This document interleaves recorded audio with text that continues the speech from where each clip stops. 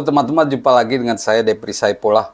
Polemik soal pemanggilan pemain timnas U23 sepertinya akan berakhir, utamanya untuk klub Liga 1. Soalnya PSSI lewat rapat EXCO sudah memutuskan bahwa kelanjutan atau laga BRI Liga 1 pekan 31 ditunda sampai berakhirnya Piala Asia U23. Ya, akhirnya PSSI menunda seluruh pertandingan di BRI Liga 1 untuk kepentingan Timnas U23 yang akan memulai TC pada 1 April 2024. Saat video ini diambil, belum ada pengumuman soal 27 pemain yang akan dipanggil oleh Sintayong. Tapi kemungkinan besar adalah pemain-pemain dari BRI Liga 1. Ada juga bocoran bahwa pemain yang dipanggil adalah hampir sama dengan pemain yang tampil di kualifikasi Piala Asia U23 di Solo tahun lalu, di mana ada beberapa pemain yang hadir atau memperkuat timnas U23 saat itu. Polemik soal pemanggilan timnas U23 khususnya untuk pemain di BRI Liga 1 sudah lama dibahas. Awalnya memang pertandingan ditunda ini sudah lama diwacanakan. Yang jadi masalah sebenarnya bukan ini, tapi menjelang pekan ke-31 bergulir, akhirnya polemik soal ini berkelanjutan. Tarik-menarik antara klub dan PSSI belum selesai. Soalnya apa? Klub tak mungkin melepas pemainnya di saat mereka masih menentukan posisi di BRI Liga 1. Ada yang menentukan posisi di 4 besar, ada yang mengincar posisi terbaik, posisi tengah, ada juga yang berusaha keluar dari zona degradasi. Memang tidak semua klub di BRI Liga 1 mengirimkan pemainnya ke timnas U23. Ada juga pemain-pemain yang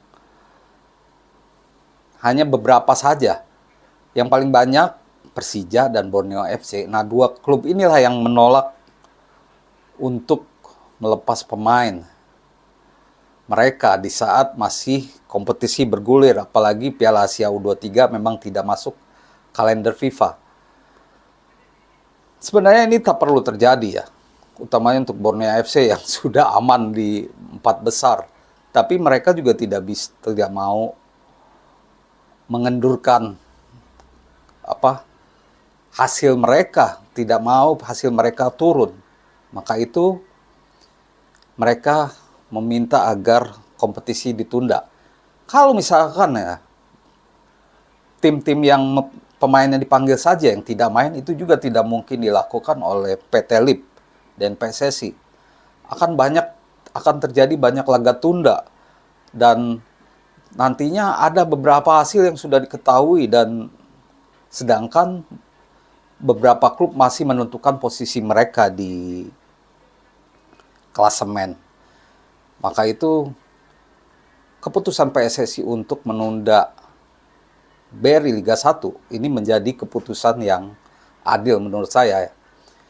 Karena bagaimanapun timnas U23 butuh pemain. Kalau seluruh klub menolak, pemainnya gimana? Itu sulit juga bagi STY untuk mengolah pemainnya. Dan memang liburnya kompetisi hampir 1 bulan membuat klub juga bingung ya. Operasional mereka pasti membengkak. Tidak ada pertandingan, tidak ada pemasukan sponsor, tidak ada. Sedangkan gaji pemain harus bergulir, pasti ada kerugian yang ini harus dibicarakan antara klub dan PSSI. Tapi ya ini jadi solusi terbaik, karena klub juga tidak mau rugi, PSSI juga tidak mau rugi, jadi ya solusinya tunda dulu. Ada 27 pemain yang akan dipanggil oleh Sintayong. Kabarnya sudah dibocorkan oleh EXCO ya, pemainnya tidak jauh berbeda dari yang dipanggil saat kualifikasi lalu.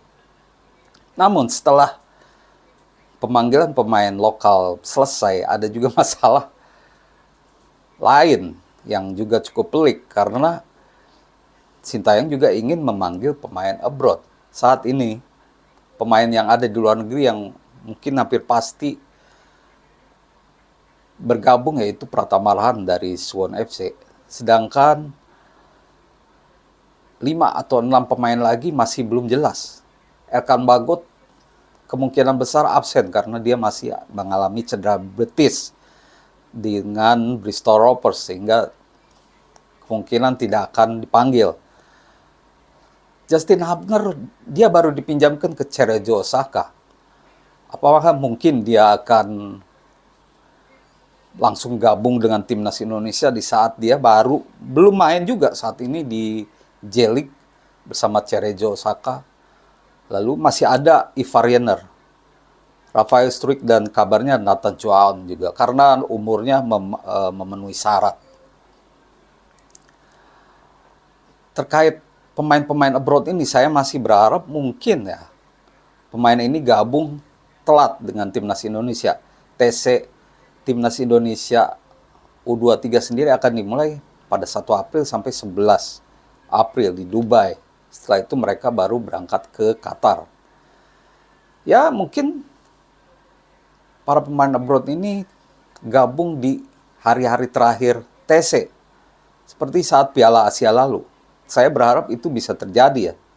Karena Sintayong sejak awal mengatakan membutuhkan 4 pilarnya. Ivar Jenner, Justin Hubner, Elkan Bagot, dan Marcelino. Nah ini yang menjadi pertanyaan besar. Di saat kompetisi bergulir, Piala Asia bergulir, tidak masuk agenda pinta, apakah mereka bisa memperkuat timnas Indonesia? Hampir beberapa pekan ya, karena dari 15 April sampai 3 Mei. Itu artinya kalau itu lolos sampai final ya, mereka harus absen beberapa pekan. Apakah ini akan mendapat izin? Saya berharap mereka bisa telat gabung lah. Minimal Justin Hubner misalkan gabung 7 April atau 8 April kalau diizinkan. Kalau tidak, kalau timnas U23 hanya diisi pemain lokal, saya cukup pesimis timnas Indonesia U23 bisa lolos ke perempat final. Karena kita ketahui bahwa timnas U23 akan berada di grup A bersama Qatar, Yordania, dan Australia. Dari head to head kita kurang bagus dengan ketiga negara ini di level senior ya. Kalau di U23 beda lagi. Mungkin ceritanya lain lagi, tapi tetap saja walaupun mereka tim U23 mereka tetap kuat.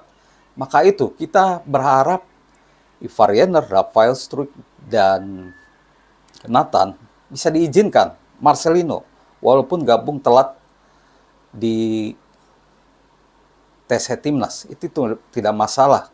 Yang penting mereka bisa main dan PSSI mendapatkan izin dari klub-klub mereka. Kita tahu bahwa PSSI tidak mau biasa-biasa saja di Piala Asia U23 ini. Selain lolos perempat final, mereka juga tetap berharap bisa lolos ke Olimpiade dengan cara meraih minimal peringkat ketiga. Atau kalau keempat juga masih ada playoff dengan federasi lain ya. Atau lolos semifinal. Nah, kalau lolos dari perempat final, lolos dari fase grup, di perempat final sudah menunggu lawan-lawan yang berat. Yaitu mungkin Jepang, Uni Emirat Arab, Cina, atau Korea Selatan. Tapi itu tidak masalah karena target kita adalah lolos perempat final. Walaupun berharap bisa lolos sampai jauh. Demikian ulasan saya soal Timnas U23. Semoga menjadi informasi yang baik untuk teman-teman. Terima kasih dan salam olahraga.